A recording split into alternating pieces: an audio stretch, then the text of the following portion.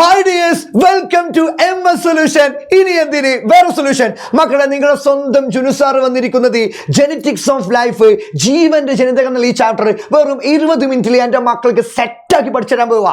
അപ്പൊ എൻ്റെ മക്കൾ എല്ലാവരും നേരെ നമ്മളെ ചാപ്റ്ററിലേക്ക് കിടക്കാം. അതിനു മുമ്പ് എൻ്റെ മക്കളോട് പറയാനുള്ളത്, ഈ ചാപ്റ്റർ ഷോർട്ട് വീഡിയോ ആയിട്ടാണ് സാർ ചെയ്യുന്നത്. അതിനു മുമ്പ് നമ്മൾ ലൈവ് നമ്മളെ ചാനൽ ചെയ്തിട്ടുണ്ട്. അപ്പൊ എൻ്റെ മക്കൾ എന്താവുക, അതൊക്കെ കണ്ടിട്ട് ഇത് കണ്ടു കഴിഞ്ഞാൽ കുറച്ചുകൂടി നിങ്ങൾക്ക് എന്താവും ബെനിഫിറ്റ് ആവട്ടോ. അപ്പോൾ മക്കളെ, നമുക്ക് നേരെ നമ്മളെ ചാപ്റ്ററിലേക്ക് എടുക്കാം. ചാപ്റ്ററിൽ ആദ്യമായിട്ട് പഠിക്കേണ്ടതാണ് ജീൻ എഡിറ്റിംഗ് എന്ന് പറയുന്ന സാധനം.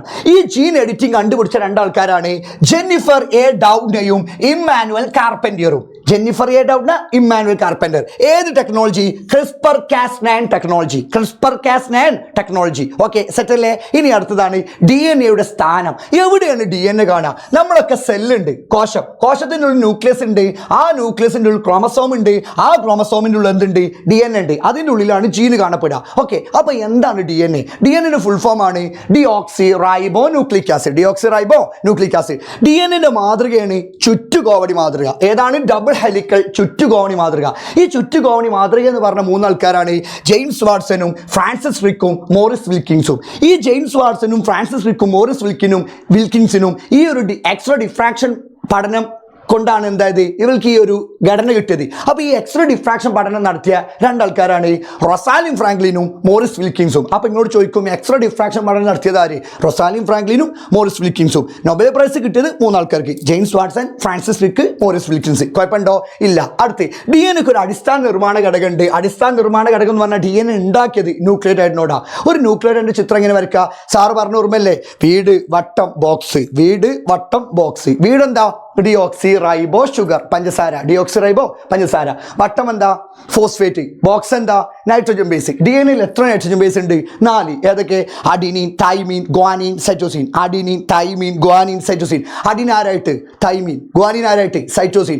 അഡിനീൻ തൈമീൻ ആണോ ഗ്വാനിൻ സൈറ്റോസിൻ ആണ് ഏറ്റവും സ്ട്രോങ്? കാരണം അഡിനീൻ തൈമീനുമായിട്ട് ദ്വിബന്ധനം, ഡബിൾ ബോണ്ട്. ഗ്വാനിൻ സൈറ്റോസിനോ ത്രിബന്ധനം, ട്രിപ്പിൾ ബോണ്ട്. അതിൽ ഏറ്റവും സ്ട്രോങ് ആരാ? Guanine cytosine. കാരണം ഓലാണ് ട്രിപ്പിൾ ബോണ്ട്. ഓക്കെ, അത് കഴിഞ്ഞ ശേഷം നമ്മൾ നേരെ പോകണേ ക്രോമസോമിക്ക്.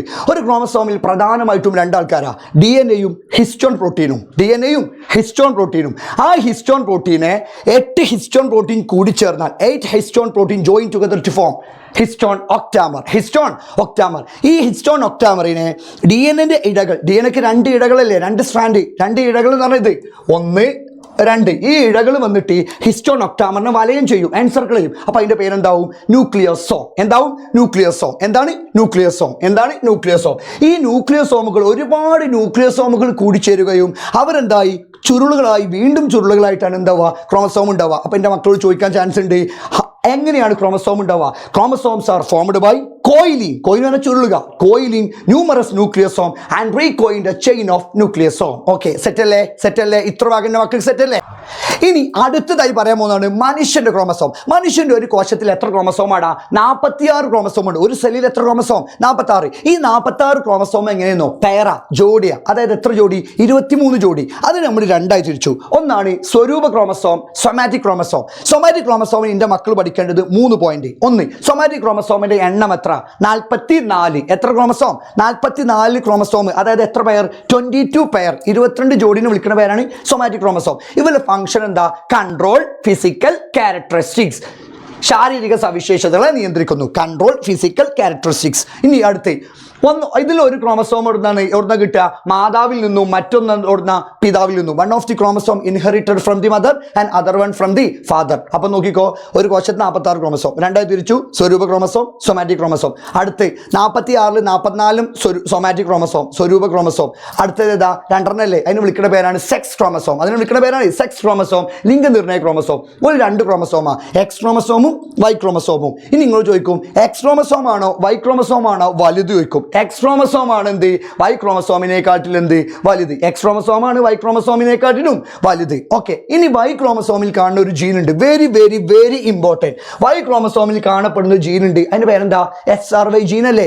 SRY ജീന്റെ ധർമ്മം എന്താ? SRY gene is responsible for the development of testis in the embryo. ഭ്രൂണാവസ്ഥയിൽ വൃഷണത്തിന്റെ വികാസത്തിന് സഹായിക്കുന്നു. അപ്പൊ ക്രോമസോമിന്റെ ഭാഗന്റെ മക്കൾക്ക് സെറ്റ് അല്ലേ? ഇനി അടുത്ത അടുത്തതാണ് DNA-യും RNA-യും തമ്മിലുള്ള ഡിഫറൻസ്. DNA-യും RNA തമ്മിലുള്ള ഡിഫറൻസ് ഒന്ന്, DNA ഫുൾ ഫോം എന്താ? Deoxy റൈബോ nucleic acid. RNA-യോ റൈബോ ന്യൂക്ലിക് ആസിഡ്. DNA-ക്ക് എത്ര ഇഴകൾ ഉണ്ടടാ? 2 ഇഴകളല്ലേ? 2 സ്ട്രാൻഡ്സ് അല്ലേ? 2 സ്ട്രാൻഡ്സ് അല്ലേ? RNA-ക്ക് ഒന്നുള്ളൂ. DNA-യിലെ ഷുഗർ ഏതാ? പഞ്ചസാര. Deoxy റൈബോ sugar. RNA-യിലോ റൈബോ ഷുഗർ. കുഴപ്പമില്ലല്ലോ. ഇനി അടുത്ത് DNA-യിലെ നൈട്രജൻ ബേസ് ഏതൊക്കെ?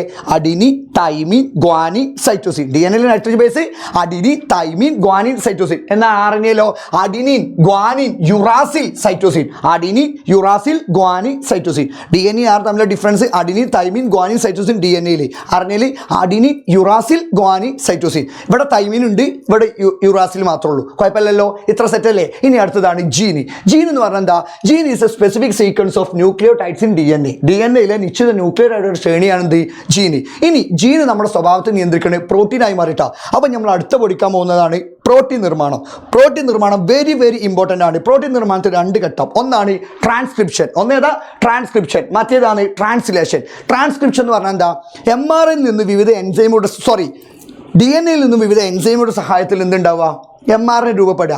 mRNA is formed from DNA with the help of various enzymes. Okay, mRNA full form എന്താ? Messenger RNA. മെസ്സേജ് എവിടെ നിന്ന് കിട്ടണേ? DNA എവിടേക്ക് എത്തിക്കണേ? റൈബോസോം. അപ്പോൾ mRNA ഫംഗ്ഷൻ എന്താ? Carry messages from DNA to ribosome. കുഴപ്പമുണ്ടോ? 2ാം സ്റ്റെപ്പാണ് ട്രാൻസ്ലേഷൻ. രണ്ടാമത്തേതാ? ട്രാൻസ്ലേഷൻ. ട്രാൻസ്ലേഷൻ എന്ന് പറഞ്ഞാൽ എന്താ?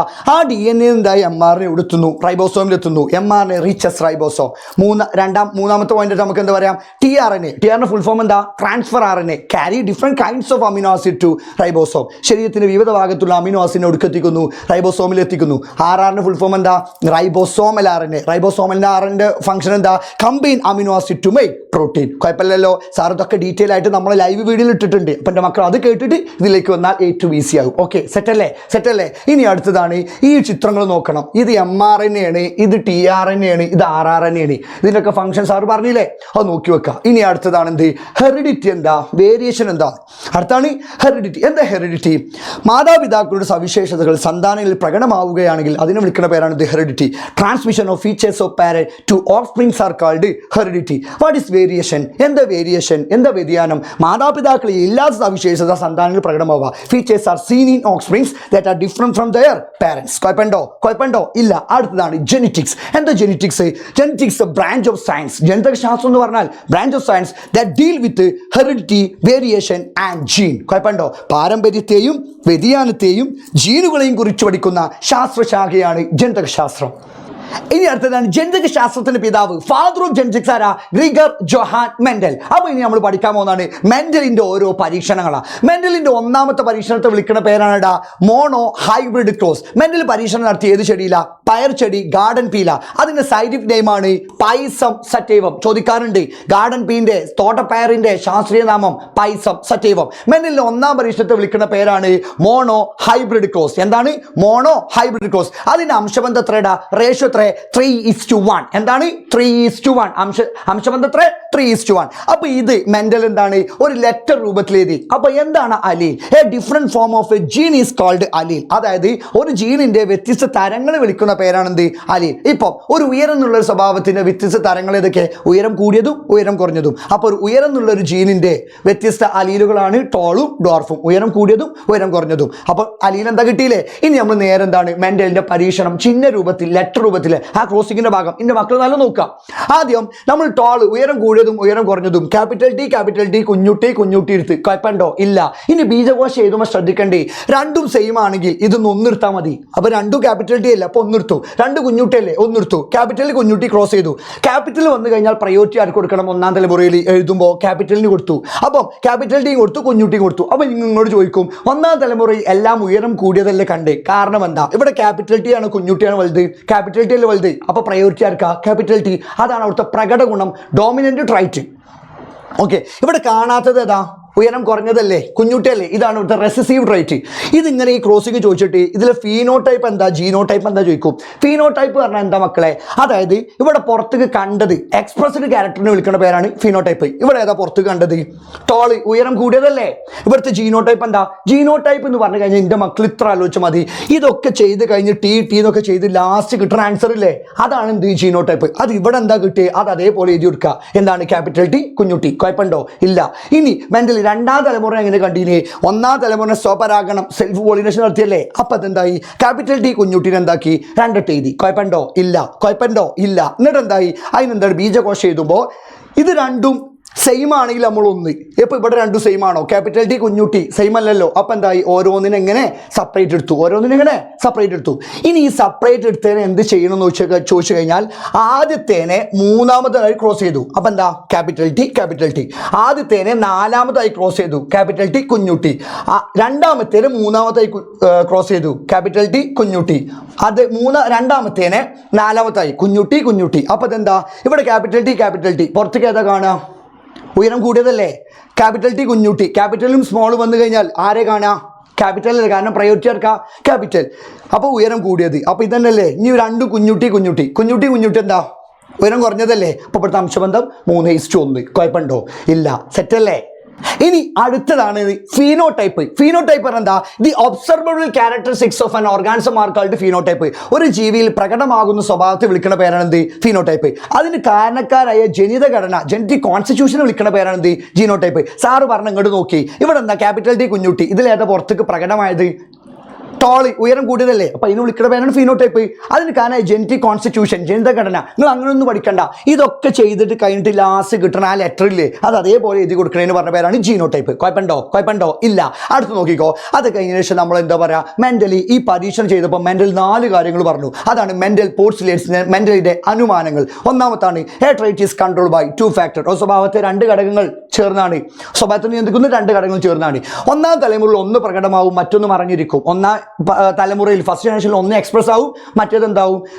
ഹിഡൻ ആവും. ആ എക്സ്പ്രസ് ആവണേന്ന് വിളിക്കുന്ന പേരാണ് ഡൊമിനന്റ് ട്രൈറ്റ്, പ്രകട ഗുണം. എന്താണ്? പ്രകട ഗുണം. അവിടെ മറഞ്ഞിരിക്കണേന്ന് വിളിക്കുന്ന പേരാണ് റെസിസീവ് ട്രൈറ്റ്, ഗുപ്ത ഗുണം. കുഴപ്പമില്ലല്ലോ. അടുത്ത് എന്താണ്? When gametes are formed factors that determine different traits separating without mixing. അതായത് ബീജകോശങ്ങൾ ഗമേറ്റ്സ് ഉണ്ടാവുന്ന സമയത്ത്, ലിംഗകോശങ്ങൾ ഉണ്ടാവുന്ന സമയത്ത് ഘടകങ്ങൾ പരസ്പരം കൂടിക്കലരാതെ നോക്കിക്കോളി. ഇവിടെ ബീജകോശം ഉണ്ടായ സമയത്ത് ഘടകങ്ങൾ കൂടിക്കലരാതെ ക്യാപിറ്റൽ ടിയും കെട്ടും കുഞ്ഞുട്ടിയും കെട്ടും, ക്യാപിറ്റൽ ടി കെട്ടും കുഞ്ഞുട്ടിയും കെട്ടും, സെപ്പറേറ്റ് ആയിക്കല്ലേ? അങ്ങനെ സെപ്പറേറ്റ് ആയി എന്നാണ് ആ മൂന്നാമത്തെ പോസ്റ്റുലേഷനിൽ പറയുന്നത്. നാലാമത്തെ എന്താ? റേഷ്യോ ആണ്. മെന്റലിൽ എന്താണ് റേഷ്യോ? എത്ര? 3:1. അംശബന്ധം അത്രയെന്ന് പറഞ്ഞു. ഇനി നമ്മൾ നേരെ പോകുന്നത് മെന്റലിന്റെ രണ്ടാം പരീക്ഷണം. മെന്റലിന്റെ രണ്ടാം പരീക്ഷണത്തെ വിളിക്കുന്ന പേരാണ് dihybrid cross. Dihybrid ക്രോസിന്റെ അംശബന്ധം എങ്ങനെയാണ്? ഡൈ ഹൈബ്രിഡ് ക്രോസ് എങ്ങനെ കാണുക? 2 സ്വഭാവം തരും. എന്തുകൊണ്ടാണ് മോണോ ഹൈബ്രിഡ് ക്രോസും ഡൈ ഹൈബ്രിഡ് ക്രോസും തമ്മിലുള്ള വ്യത്യാസം? മോണോ ഹൈബ്രിഡ് ക്രോസിൽ ഒരു ചെടിയിൽ ഒരു സ്വഭാവം. ഒന്നാമത്തെ പരീക്ഷണത്തിൽ ഒരു ചെടിയിൽ ഒരു സ്വഭാവം.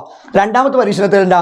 ഒരു ചെടിയിൽ തന്നെ 2 സ്വഭാവം എടുത്തില്ലേ? അതുകൊണ്ട് ഇതിന് വിളിക്കുന്ന പേരാണ് ഡൈ ഹൈബ്രിഡ് ക്രോസ്. ഇതിന്റെ ക്രോസിംഗ് ഇങ്ങനെ വരുന്ന സമയത്ത് ബീജകോശം എഴുതുമ്പോൾ 2 ഒരു വട്ടത്തിൽ ഇട്ടു. അങ്ങനെ ഇട്ട് ക്യാപിറ്റൽ ടി കുഞ്ഞുട്ടി, ക്യാപിറ്റൽ ആർ കുഞ്ഞാർ. ഇതൊക്കെ സാറ് ഡീറ്റെയിൽ ആയിട്ട് നമ്മളെ ലൈവ് വീഡിയോ തന്നിട്ടുണ്ട്. അപ്പം എൻ്റെ മക്കളെന്താവുക? ആ ലൈവ് വീഡിയോ കണ്ടിട്ട് ഈ ക്രോസിങ്ങിന്റെ ഭാഗം നോക്കിക്കഴിഞ്ഞാൽ കൃത്യമായിട്ട് മനസ്സിലാവും. Okay.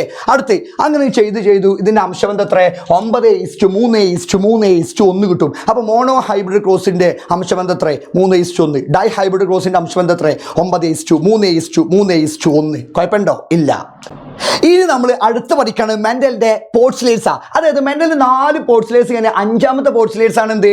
When 2 or more different traits are combined each trait is inherited independently to the next generation without mixing എന്ന് പറഞ്ഞു. അതായത് 2 or more character. ഇവിടെ നോക്കി 2 or more character ഉണ്ടാകുന്ന സമയത്ത് കുട്ടികളിൽ ഉണ്ടായത് ഇതിന്റെ സ്വഭാവം എന്താ? ഉയരം കൂടിയ ചുളുങ്ങിയ വിത്ത. അതായത് ഇവിടെ ഉയരം കൂടിയ ഉരുണ്ട വിത്തലുണ്ടായിന്. കുട്ടികളിൽ ഒരു കുട്ടിക്ക് ഉണ്ടായത് എന്താ? ഉയരം കൂടിയ ചുളുങ്ങിയത്. ആ 3 ഈ 3. ഓക്കെ. ഇനി അടുത്ത് ഇതെന്താ? ഉയരം കുറഞ്ഞ ഉരുണ്ടത്. ഇവിടെ നോക്കി മാതാവിൽ എന്താ? ഉയരം കുറഞ്ഞ ചുളുങ്ങിയതല്ലേ? ഇവിടെ എന്താ കിട്ടിയത്? ഉരുണ്ടതല്ലേ? അപ്പൊ മാതാവിൽ നിന്നായ സ്വഭാവം, പാരൻസിൽ ഇല്ലാ സ്വഭാവം കുട്ടികളെ കാണുന്നതിന് പറഞ്ഞ പേർത്താ വേരിയേഷൻ, വ്യതിയാനം എന്നല്ലേ? അപ്പൊ ഈ 3:3 ഇവിടുത്തെ എന്ത്? വ്യതിയാനം. ഈ 9 എന്താ? നോക്കി. ഈ 9 എന്താ? ഉയരം കൂടിയ ഉരുണ്ടത്. അങ്ങനെ എത്ര ഉണ്ട്? 1 2 3 4 5 6 7 8 9. ഉയരം കൂടിയ ഉരുണ്ടത്. ഇതൊരു മാതാവിന്റെ സ്വഭാവമല്ലേ? Tall with round seed.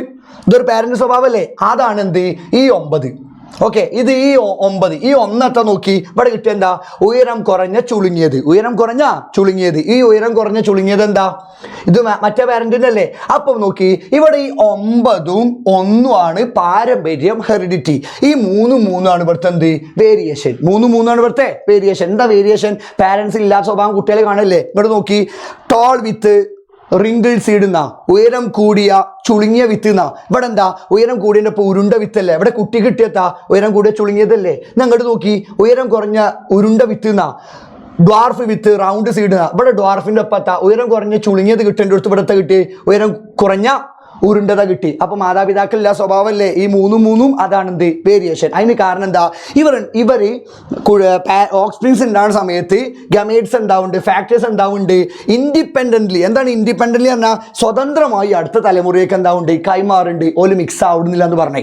ഇനി നമ്മൾ അടുത്ത ടോപ്പിക്കാണ് non Mendel inheritance. Non Mendel ഇൻഹെറിറ്റൻസിൽ പ്രധാനമായിട്ടും നാലിന. ഒന്നാണ് ഇൻകംപ്ലീറ്റ് ഡോമിനൻസ്.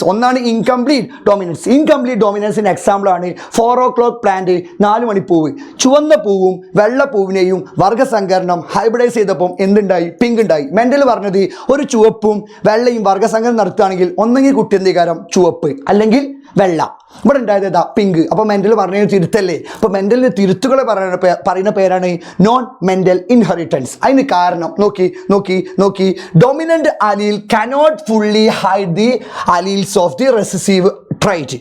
അതായത് ഒന്ന് പ്രകടമാവും മറ്റൊന്ന് മറിഞ്ഞിരിക്കുന്നല്ല നമ്മൾ മെന്റൽ പറഞ്ഞേ. അതായത് ഉയരം കൂടിയതും ഉയരം കുറഞ്ഞതും. ഇനി അപ്പോൾ ഒന്നാം തലമുറയിൽ ഉയരം കൂടിയത് പ്രകടമാവും, മറ്റേത് എന്താവും മറിഞ്ഞിരിക്കും. ഇവിടെ എന്തായി, ഒരു റെഡും വൈറ്റിനെയും ചെയ്തു, ഹൈബ്രിഡൈസ് ചെയ്തു, ചുവപ്പും വെള്ളയും ചെയ്തു. അപ്പോൾ മെന്റൽ പറഞ്ഞ ഒന്നുകിൽ കുട്ടി റെഡ് അല്ലെങ്കിൽ വൈറ്റ്, ഇവിടെ ഏതുണ്ടായത് പിങ്ക്. അപ്പോൾ മെന്റൽ പറഞ്ഞ തിരുത്തല്ലേ. അതാണ് ഈ നോൺ മെന്റൽ ഇൻഹെറിറ്റൻസിലെ ഒന്നാമത്താണ് ഇൻകംപ്ലീറ്റ്. എന്താണ് കംപ്ലീറ്റ് ആവാതൊക്കെ, ഇൻകംപ്ലീറ്റ് ഡോമിനൻസ്.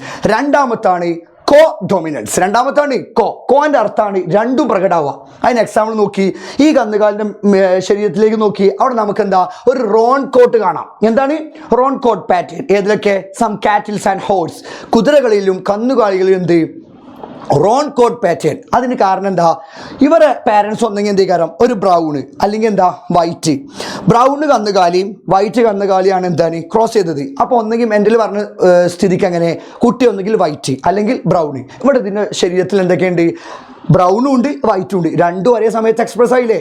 രണ്ടും കാണുന്നതിന് വിളിക്കുന്ന പേരാണ് എന്താണ് കോ ഡോമിനൻസ്. അപ്പം എന്താ both alleles exhibit their traits at the same time. ഒരേ സമയത്ത് രണ്ട് അലീലുകൾ എന്തായി പ്രകടമായി. സെറ്റല്ലേ. അടുത്താണ് മക്കളെ മൾട്ടിപ്പിൾ അലീലിസം. അടുത്തതാണ് മൾട്ടിപ്പിൾ അലീലിസത്തിന് എക്സാമ്പിൾ ആണ് മനുഷ്യന്റെ ഏത് ഗ്രൂപ്പ്, ABO ഗ്രൂപ്പ്. നമ്മൾ മെന്റലിന്റെ പോസ്റ്റുലേറ്റ്സിൽ ഒന്നാമത്തെ എന്താ, a trait is control by 2 factor. സ്വഭാവത്തെ നിയന്ത്രിക്കുന്ന 2 ഘടകങ്ങൾ എന്നല്ലേ. എന്നാൽ ABO ഗ്രൂപ്പിൽ 2ൽ കൂടുതലുണ്ട്. ഏതൊക്കെ? 3 അലീൽസ് ഉണ്ട്, IA, IBI. എന്താണ് IAIBI? മെന്റൽ പറഞ്ഞ എന്താ, a trait is control by 2 factor എന്നല്ലേ. അപ്പൊ I എന്താന്നൊക്കെ സാറ് ലൈവ് ക്ലാസ്സിൽ എൻ്റെ മക്കൾക്ക് ഡീറ്റെയിൽ ആയി പറഞ്ഞു തന്നിട്ടുണ്ട്.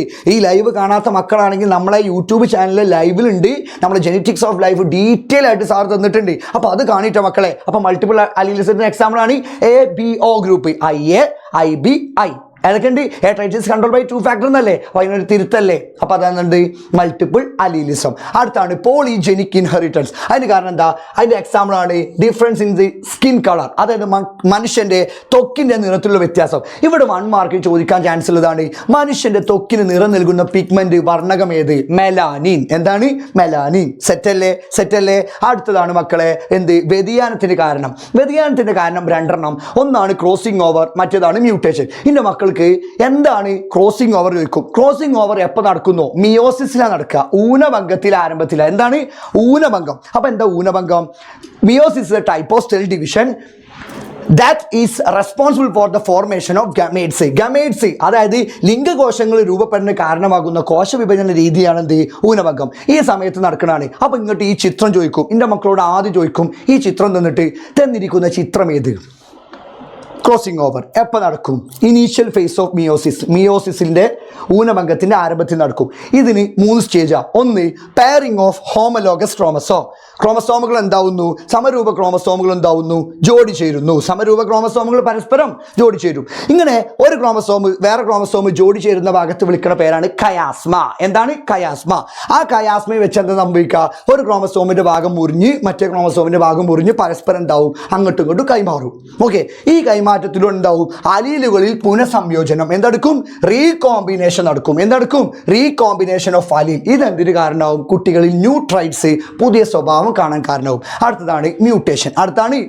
എന്താ മ്യൂട്ടേഷൻ പറഞ്ഞാൽ sudden heritable change the genetic constitution of N organism.